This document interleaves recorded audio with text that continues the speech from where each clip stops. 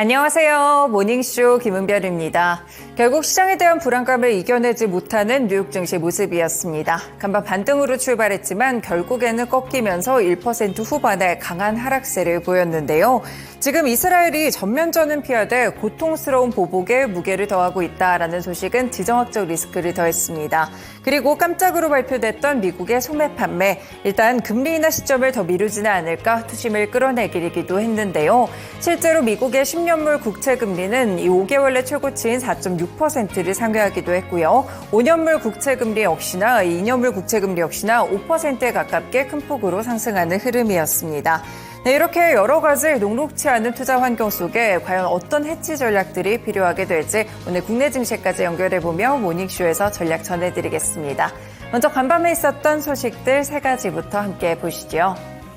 네, 첫 번째로는 경제지표 체크해보겠습니다. 미국의 3월 소매 판매가 발표됐는데요. 예상치보다 좋았습니다. 이번 상무부 집계에 따르면 3월의 미국 소매 판매는 전월 대비 0.7% 증가하면서 7,096억 달러를 기록했는데요. 전월 대비 0.3% 증가를 예상했던 전문가의 전망치를 큰 폭으로 웃돌았고요. 그리고 1년 전 대비로는 4% 증가를 했습니다.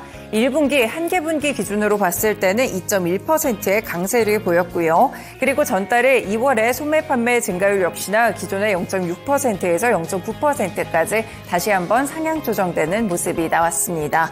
월간 소매 판매 지표는 전체 소비들 가운데 상품 판매 실적을 주로 집계하는 속보치라고 보실 수 있겠는데요. 미국 경제의 중추인 소비의 변화를 가늠할 수 있는 지표로 여겨지기 때문에 이번에 시장에서도 상당히 주목하고 있었습니다. 시장의 기대를 웃돈 소매 판매 증감률은 아직까지 미국 경제가 견조한 성장률을 가져가고 있다는 점을 보여주는 것이고요. 기업 실적도 앞으로 호조를 나타낼 것이다라는 점을 시사하고 있습니다. 통상적으로 이 경제가 탄탄한 모습을 보이게 됐을 때 연준 입장에서는 굳이 금리 인하에 대한 부분을 서두를 필요가 없기 때문에 이번 지표가 다시 한번 투심을 조금 끌어내렸다고 볼 수가 있겠는데요. 그렇다면 두 번째 소식으로 넘어가서 여는 총재들의 발언들도 함께 보겠습니다. 네, 오히려 최근에 시장이 좀 크게 하락해서일까요? 생각보다 연준 위원들의 발언 그렇게 매파적이지는 않았습니다. 일단은 존 윌리엄스 뉴욕 연은 총재는 이 미국의 연준 쪽에서의 3인자 정도로 불리고 있는 인물인데요. 미국의 인플레이션이 계속해서 떨어진다면 연준이 연내에는 금리 인하에 나설 것이라고 전망을 했습니다. 윌리엄스 총재는 언젠가는 금리를 정상 수준으로 되돌리기 위한 과정을 시작해야 된다면서 개인적으로는 그 과정이 올해 시작될 가능성이 높다고 함께 짚었는데요. 이와 관련돼서 윌리엄스 총재는 최근의 물가 지표가 추세를 바꿀 만한 정도는 아니라고 보면서 그래도 앞으로 나올 수 있는 CPI가 의견이나 전망에는 영향을 미칠 수 있다라는 발언들을 함께 내놓기도 했습니다. 그리고 윌리엄스 총재는 이스라엘에 대한 이란의 공습을 염두에 둔 듯 현재 연준 위원들이 중동의 상황을 매우 신중하게 지켜보고 있다라고 이야기는 했지만요. 미국의 금리 결정에 전망한 이 주요 요인은 아니다라고 덧붙이기도 했습니다.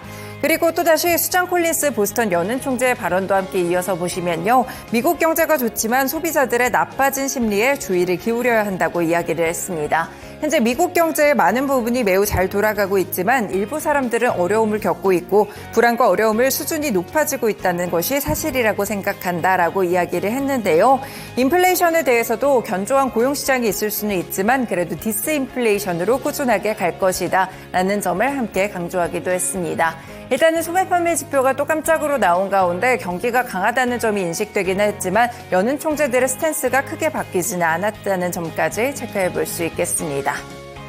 네, 마지막으로는 개별 소식 함께 살펴보실까요? 지금 미국의 전기차 기업 테슬라가 전 세계 직원의 10% 이상을 해고할 예정인 것으로 알려지고 있습니다. 이 CNBC와 전문 매체 일렉트릭에 따르면 이번에 일론 머스크 CEO가 직원들에게 이메일을 보냈다고 하는데요. 다음 성장 단계를 준비할 때 비용 절감과 생산성 향상을 위해 모든 측면을 살펴보는 것이 매우 중요하다면서 이런 노력의 일환으로 조직을 철저히 검토해 전 세계적으로 인원을 10% 이상 줄이는 어려운 결정을 내렸다라고 밝혔습니다.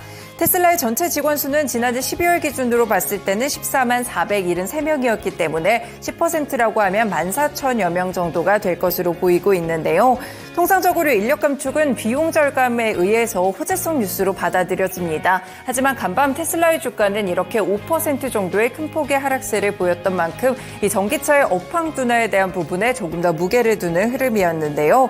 현재 전기차 판매는 전 세계적으로 인기는 없지만 이 테슬라의 경우 판매량이 둔화되고 있다는 점을 외신에서는 짚었습니다. 실제 1분기 인도량이 전년 동기 대비 8.5% 감소한 38만 6,810대를 기록하기도 했었고요. 이렇게 분기 차량 인도량 감소는 코로나19 이후에 수요와 무관하게 생산이 중단된 2020년 이후 처음 있는 일이기도 했습니다. 실제 지금 다양한 경쟁에 직면하고 있다는 점도 주목을 해보셔야 될 것 같은데요. 얼마 전에는 샤오미가 첫 전기차를 발표하기도 했었고요. 특히나 이 비아디 역시나 최근 2년 연속으로 테슬라의 생산량을 앞지르는 모습들도 있었습니다. 이렇게 중국의 이 저가 공세 그리고 다른 차량들의 공세와 더불어서 테슬라의 점유율이 떨어지고 있는 상황인데요. 얼마 전에는 자율주행 제품에 대해서 반값 할인을 진행하기도 했었죠. 오히려 고도화될수록 더 비싸질 것이라는 머스크 CEO와는 전혀 다른 발언과는 다른 그런 모습들이 나오기도 했습니다. 결국 지금 테슬라는 영업이익률에 대한 우려감들이 상당히 크다는 점 체크해 보시면서 오늘장 큰 폭의 하락세를 기록했다는 점 잡아볼 수 있겠습니다. 네, 이렇게 간밤에 있었던 소식들 3가지 함께 브리핑해 드렸고요. 다음으로는 시장 마감 상황 들어보겠습니다.